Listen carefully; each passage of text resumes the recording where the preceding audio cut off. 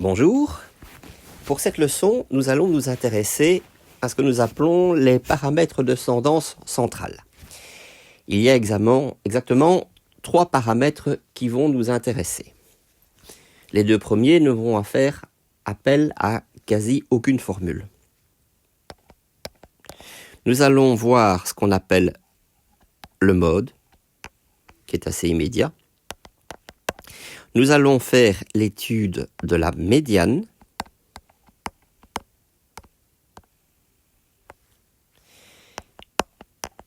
Et également de la moyenne. Pour être tout à fait correct, je devrais parler de moyenne arithmétique, parce qu'il existe beaucoup de sortes de moyennes. Alors, en ce qui concerne l'écriture symbolique de chacun de ces paramètres, eh bien, dans la littérature, vous allez pouvoir trouver le mode comme étant écrit MO. Moi, je n'aime pas trop cette notation-là. Je préfère l'écrire sous une forme plus mathématique qui est XM.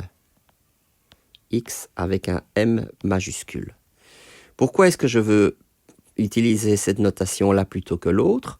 Parce que en voyant mot, eh bien, il risque d'avoir une confusion au niveau de la recherche de la valeur. Est-ce que c'est une valeur en X que l'on recherche, c'est-à-dire une valeur qui se trouve dans les modalités, ou au contraire, est-ce qu'il s'agirait d'une valeur dans les N, c'est-à-dire une valeur dans les effectifs?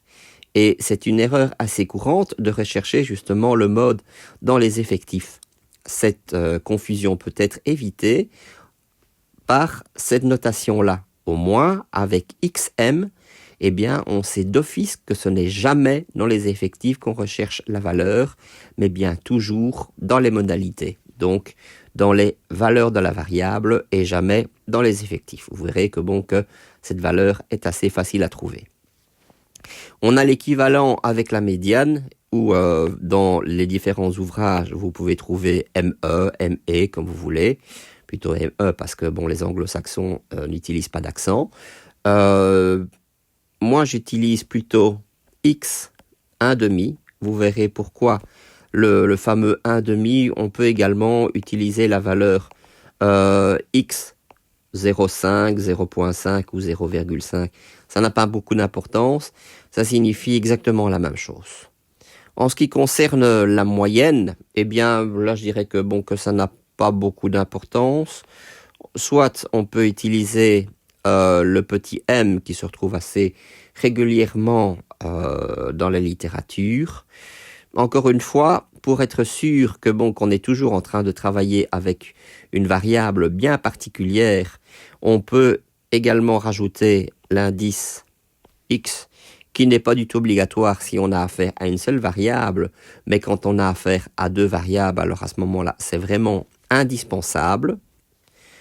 Mais par contre, la notation qui a vraiment la préférence, c'est d'utiliser la variable et de mettre une barre au-dessus qui signifie moyenne de. Là, au moins, encore une fois, en utilisant les 3 types de notation que je viens de vous présenter ici, vous voyez que chacune utilise alors à ce moment-là la lettre X, ce qui fait que on sait toujours que ces 3 paramètres que l'on va rechercher se situent bien toujours dans les modalités et jamais dans les effectifs. Et pourtant, pour la recherche du mode, la première chose que je vais faire, eh bien, c'est justement d'utiliser l'effectif pour pouvoir le trouver. Je m'explique. Donc, qu'est-ce que c'est que le mode? C'est la valeur qui se répète le plus souvent. C'est pour ça, justement, que je vais rechercher un effectif. Mais l'effectif, ce ne sera pas un effectif avec un numéro particulier, ce sera plutôt rechercher l'effectif qui a la valeur maximale. Donc, je vais chercher ce que vaut le NJMax. Et le NJMax va me donner alors à ce moment-là la valeur du mode correspondante. Alors, je peux l'examiner aussi bien dans le tableau statistique que nous avons conçu jusqu'à présent, et aussi bien dans le graphique. Dans le graphique, ça va vraiment être très apparent. Regardons. Voilà, je regarde dans le tableau. Ce que je vais rechercher, c'est la valeur de l'effectif qui est le plus grand. Alors, il est assez facile à trouver. C'est le 7. Donc, vous voyez que l'effectif le plus grand, c'est le 7. Alors, c'est là souvent quelle erreur? C'est de dire, ça y est, je sais que le mode, c'est le 7. Mais en réalité, pas du tout. La valeur que je recherche, ce n'est pas l'effectif le plus grand, mais la valeur qui correspond justement à cet effectif le plus grand. Et donc, je peux revenir ici en disant que l'effectif le plus grand, je peux déjà enlever le point d'interrogation. Maintenant, je sais, il vaut 7. Comme ceci. Bon, ayant trouvé cela, je vais vite de nouveau rejeter un coup d'œil au petit tableau. Le 7 correspond à la 6e valeur. C'est pour J qui vaut 6. Donc, le NJMax correspond au 6e effectif. Comme ceci. Et donc, conclusion, ce que je recherche, c'est le mode. Et le mode, c'est donc la 6e modalité. J'ai plus qu'à aller voir ce qu'elle vaut de nouveau dans le tableau. On l'avait déjà vu, c'est la valeur 5. Et donc, voilà. Donc vous voyez que ce n'est pas du tout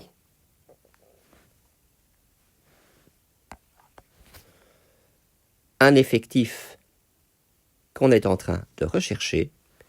Ce qu'on recherche en réalité, c'est bien une valeur qui se trouve sur l'axe des X, c'est-à-dire la modalité qui se répète le plus souvent. Alors, vous avez dit qu'on le trouve également sur le graphique. En réalité, c'est très simple.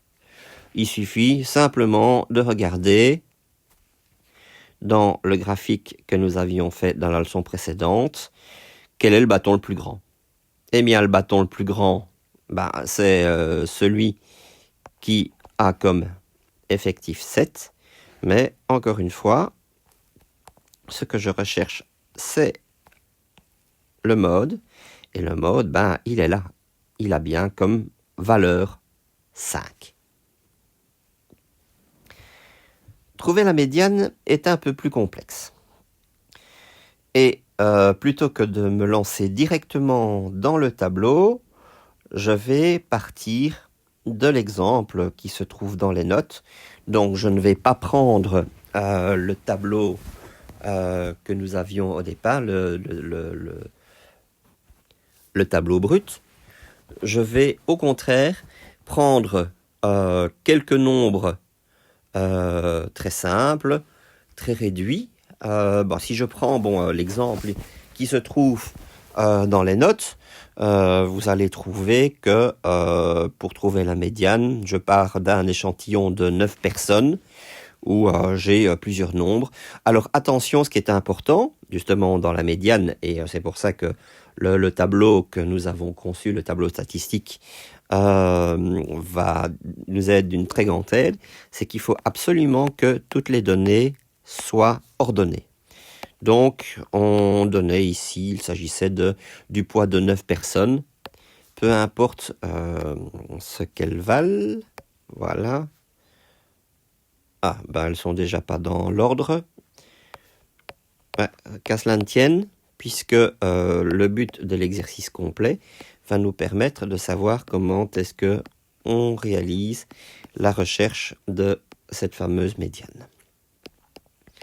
Voilà, donc on vous donne ceci comme départ. Bon, donc on voit que ce n'est pas ordonné, donc on reprend donc toutes les valeurs et on les met dans l'ordre cette fois-ci. Donc c'est pour ça que je m'étais trompé, parce que j'avais vu que 45 c'était bien la valeur la plus petite, mais après on a 49, 52, 56, 62, 63, 68, 74 et enfin 89. Bon, qu'est-ce que je vais faire avec toutes ces données? Ben d'abord, je vais compter combien il y en a. 1, 2, 3, 4, 5, 6, 7, 8, 9. Ah, bon, on a 9 données. Bah oui, c'était dit dès le départ. On a 9 personnes dont on recherche le poids. Alors, si je veux rechercher la valeur qui est au centre, c'est pour ça qu'on appelle cela le paramètre de valeur centrale. Qu'est-ce que je vais faire? Eh bien, pour avoir la valeur de 9 poids différents, si je prends ici la valeur 62, je constate que du coup, j'ai 4 valeurs à gauche, j'ai 4 valeurs à droite, c'est donc bien celle-ci qui est au centre. Et donc voilà, dans ce cas-ci, bon ben j'ai trouvé ce que vaut ma médiane. Elle vaut 62 kg. Vous voyez que bon, que je n'ai dû procéder à aucun calcul. Si j'avais voulu faire un calcul, qu'est-ce que j'aurais fait en réalité? J'aurais fait ceci.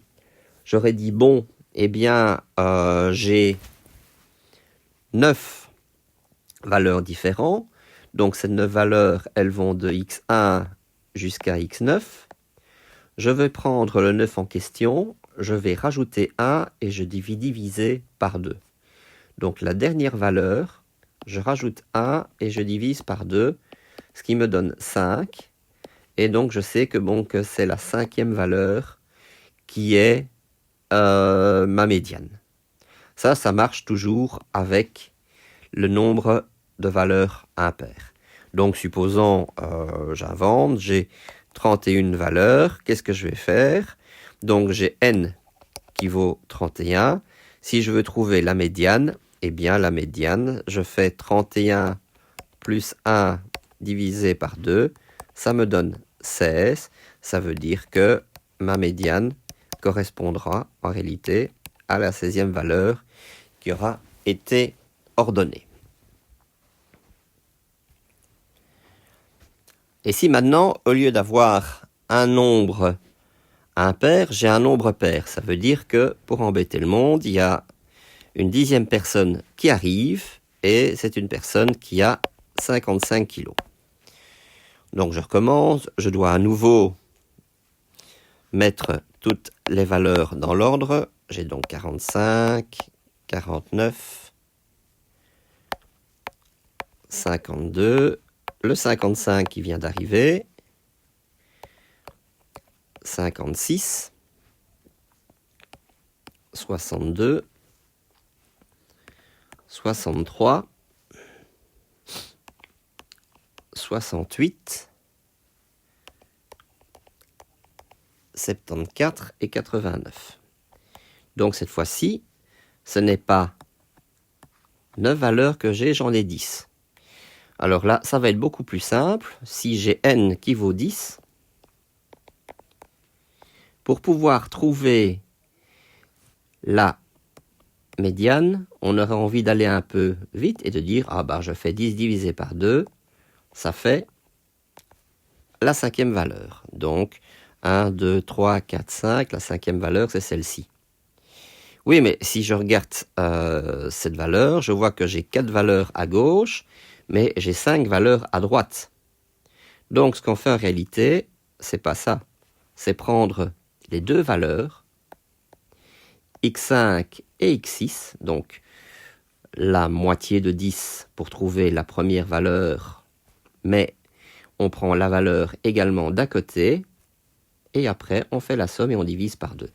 En réalité, on fait la moyenne de ces deux-là, ce qui fait que du coup, on va trouver une médiane dont on ne trouve pas la valeur directement dans la série qui se trouve ici. Il faudra faire le calcul de 56 plus 62, de diviser ça par 2, et la valeur qui se trouve entre les deux, c'est 59 kg. C'est encore une valeur centrale à utiliser donc en statistique. En conclusion, pour notre exemple de départ, avec notre tableau brut, comment est-ce qu'on va pouvoir trouver la médiane? Eh bien, avec ce qu'on vient de découvrir, je sais que l'effectif total n vaut 40. Ça veut dire que si je veux trouver le résultat de ma médiane, il faut que je fasse les moyennes entre deux valeurs. Alors, l'effectif total vaut 40, donc je dois rechercher la valeur numéro 20, mais également la valeur qui se trouve juste après, la valeur numéro 21, et ensuite, le résultat, je le divise tout simplement par 2. Donc, pour pouvoir faire ça, il faut que je connaisse ce que vaut la 20e valeur et la 21e valeur. Et pour ça, je vais avoir besoin du tableau statistique. Celui-ci.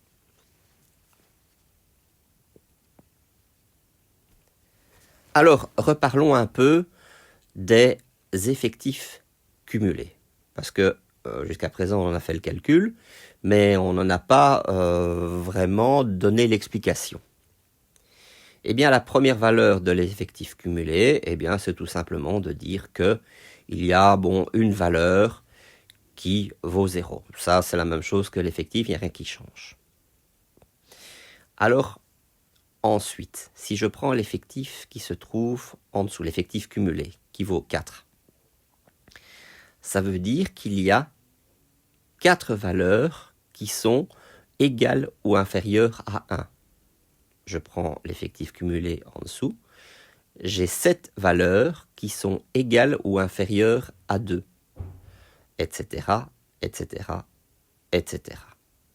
Ça veut dire que si je recherche la valeur numéro 20, si je m'arrête à la valeur qui se trouve ici de l'effectif cumulé, 17, qu'est-ce qui me donne ce 17 ?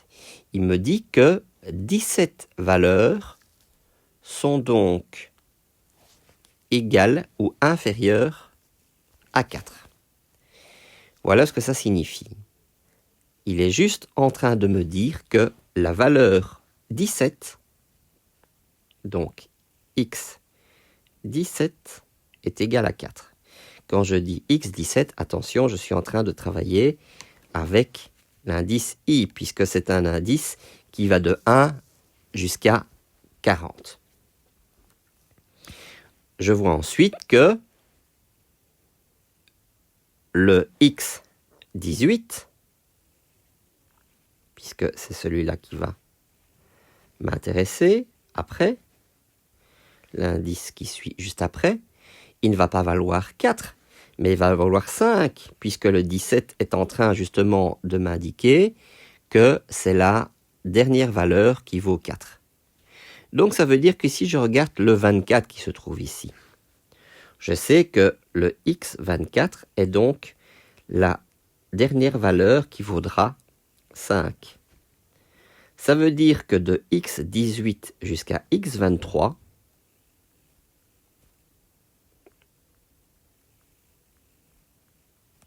eh bien, elles vaudront toutes 5. Ce qui me permet de savoir que la valeur 20 et la valeur 21 valent toutes les deux 5, et que si je fais la moyenne de ces valeurs, eh bien 5 plus 5 divisé par 2, ça va également me donner 5. Est-ce que je dois absolument faire tous ces calculs pour pouvoir trouver le résultat? Eh bien non, il y a une technique qui est encore plus simple et plus rapide. Comment je vais faire? J'ai toujours n qui vaut 40. Ça, c'est mon point de départ. Je fais 40 divisé par 2, c'est 20. Notez que 20 sur 40, c'est bien 1 demi. C'est bien la moitié. D'où la notation x 1 demi. C'est ce que je veux faire exactement. Je veux rechercher la 20e valeur. Je sais que la 20e valeur ne peut se trouver qu'entre 17 et 24. Et ce que je fais alors à ce moment-là, c'est de tracer une droite, même si elle est un peu de travers chez moi, mais normalement, je devrais obtenir ceci. Et une fois que j'ai tracé cette droite et que je suis arrivé au niveau des modalités, qu'est-ce que je vais faire? Eh bien, je vais chercher la valeur des modalités qui se trouve juste en dessous de la droite. Et voilà, j'ai trouvé ma médiane. Je peux raisonner exactement de la manière suivante, qui est à peu près identique, c'est de me dire que plutôt que de travailler avec 20 sur 40, je peux travailler avec le 1 demi, c'est-à-dire 0,5. Où se situe 0,5 entre 12 quarantièmes et 20 quarantièmes, ici quelque part. Et le procédé est de nouveau identique. Donc en réalité, vous voyez que le fait de rechercher le x 1,5 ou x 0,5, comme vous voulez, consiste en réalité à trouver l'endroit où j'ai f, j si vous voulez, f, je vais le noter j bien que ce n'est pas tout à fait correct, est égal alors à ce moment-là à 1 demi. Donc voilà, conséquence de ce que j'ai trouvé, c'est donc égal à 5 plus 5, le tout divisé par 2,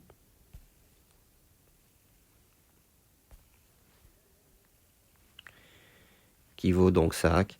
Ça, c'est en utilisant le calcul, mais en utilisant donc le tableau statistique, la valeur numéro 5 a été trouvée directement en traçant une verticale entre 17 et 24, puisque je recherchais le 40 divisé par 2, la 20e valeur, et en recherchant la modalité qui se trouve juste en dessous de la droite que j'ai tracée, eh bien je suis tombé sur 5. Calcul de la moyenne. On a déjà un aperçu de ce qu'est la moyenne, puisque lorsqu'on a recherché la médiane, on prenait deux nombres, on divisait par 2, on faisait la moyenne de deux nombres. Eh bien, c'est toujours vrai pour autant de nombres que l'on veut. Si j'ai 3 nombres et que je veux connaître la moyenne, je fais la somme des 3 nombres et je divise par 3. Si j'ai 15 nombres, je fais la somme des 15 nombres et je divise par 15. Eh bien, si maintenant j'ai n nombres, qu'est-ce que je vais faire? Alors, ce qui est intéressant, c'est de voir comment je vais écrire la formule, plutôt dans quel sens. Je veux connaître la moyenne. Donc, pour calculer cette moyenne, je dois d'abord faire la somme de tous les nombres.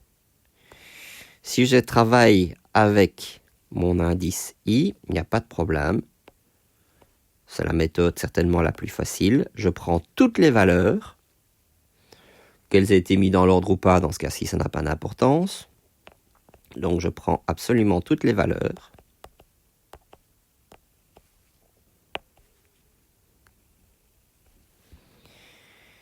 Il y a n valeurs au total. Et une fois que j'ai fait la somme de toutes ces valeurs, après, qu'est-ce que je fais? Eh bien, je divise le résultat par l'effectif total, c'est-à-dire le nombre de valeurs. Voilà donc la première formule, qui est une formule essentielle, de ce qu'est la moyenne. Ça, c'est très bien si on est en train de travailler avec le tableau brut. Mais il est clair que, que nous, ce qui nous intéresse, c'est plutôt d'avoir la possibilité de pouvoir travailler avec le tableau statistique, puis ce qu'on l'a déjà conçu depuis le début. Alors, revoilà mon tableau statistique. Pour pouvoir calculer la moyenne, ce que je vais faire, c'est de commencer par me débarrasser de toutes les colonnes inutiles. Donc, je vais faire ceci.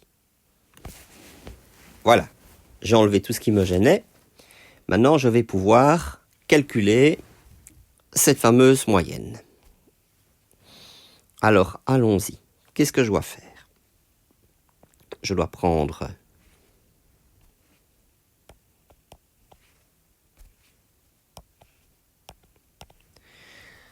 chacune des valeurs, les 40 valeurs, soyons bien précis, je dois en faire la somme, et puis ensuite, je dois tout diviser par 40.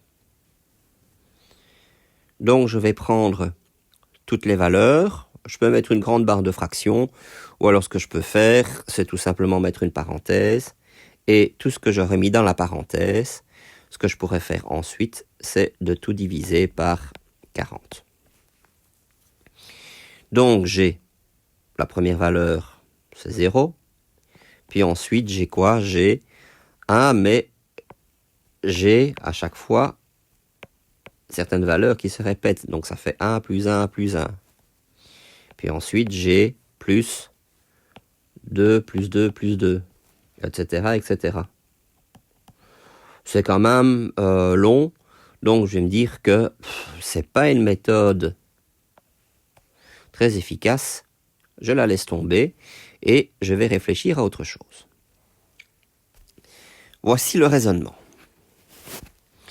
Je me dis que plutôt que de faire 1 plus 1 plus 1, 1 plus 1 c'est égal à 1 fois 3. Et 1 fois 3 ça fait 3. Donc qu'est-ce que j'ai fait? C'est que la modalité, je l'ai multipliée par son effectif. De même que 0 fois 1, ça fait 0. Et je vais continuer jusqu'à la fin. 2 fois 3, ça me fait 6. Puis ensuite, 15, 20. 7 fois 5, ça me fait 35. 30. 7 fois 4, 28. 8 fois 4, 32. 20. Et enfin, 12.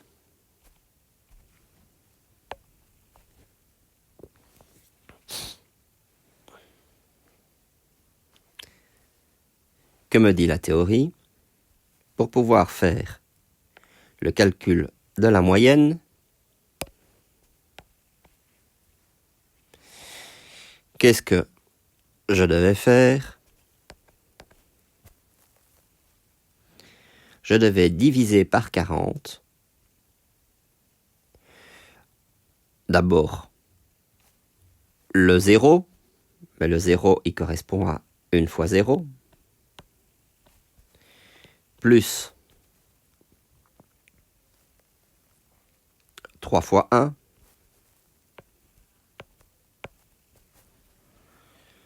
plus 3 fois 2, etc., etc. le tout que je vais ensuite pouvoir diviser par 40.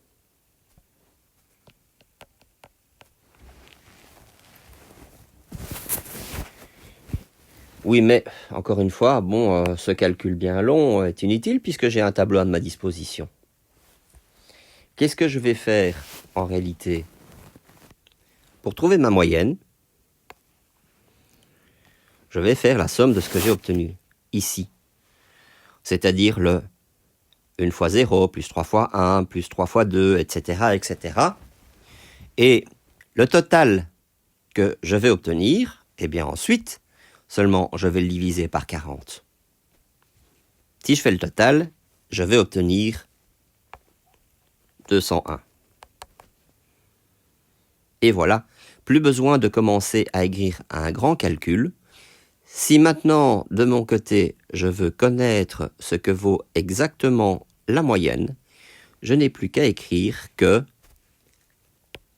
x bar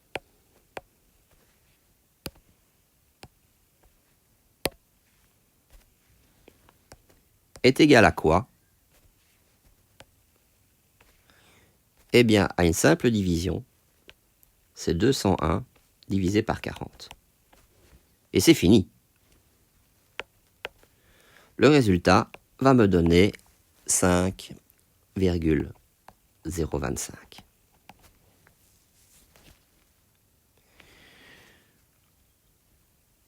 Revenons ici. J'ai écrit la formule de la moyenne avec les moyens du bord en utilisant le tableau brut de données.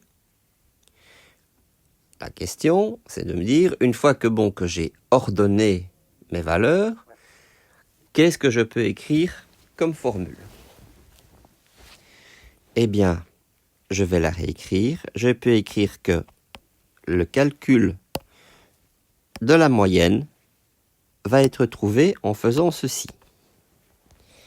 Qu'est-ce que j'ai commencé par faire? Chacune des valeurs, des modalités qui se trouvent dans mon tableau, je les ai toutes multipliées par l'effectif correspondant. Vous voyez, je suis en train d'écrire de droite à gauche. Une fois que j'ai fait ce produit, qu'est-ce que j'ai fait? J'en ai fait la somme. La somme de tous ces produits. Ces produits, il y avait autant qu'il y a de modalités qu'il y avait d'effectifs, c'est-à-dire de 1 jusqu'à K. Donc vous voyez, cette fois-ci, j'utilise non plus mon indice I, mais j'utilise l'indice J. Par contre, une fois que j'ai fait ça, j'ai bien divisé une nouvelle fois par l'effectif total. Et voilà. Nous obtenons une formule qui a l'air d'être différente, mais qui est en réalité totalement identique à la première. Tout se situe au niveau de la logique d'utilisation. C'est-à-dire que dans le premier cas, pour pouvoir trouver la moyenne, ce qu'on a fait, c'était donc d'utiliser le tableau brut, c'est-à-dire d'utiliser simplement la distribution observée, mais une fois que on a été au-delà de ça, on a examiné alors ce qui se passait une fois que tout était réarrangé, et on a trouvé une autre formule. Notez que pour cette deuxième formule qui correspond à la distribution observée et l'autre à la série statistique, eh bien il y a encore un autre moyen de pouvoir l'écrire en se souvenant que chacun des effectifs correspond à la fréquence à partir du moment où chacun de ces effectifs est divisé par l'effectif total.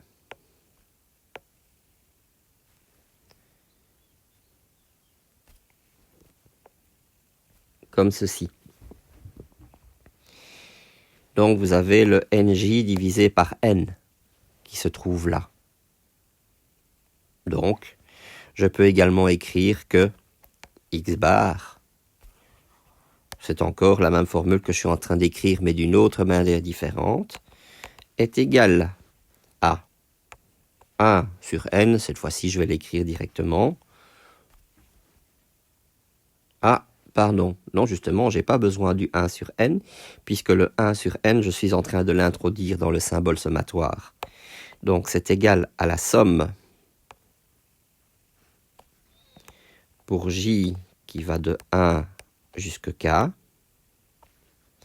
Alors des NJ divisés par N, c'est-à-dire les FJ, multipliés par les XJ.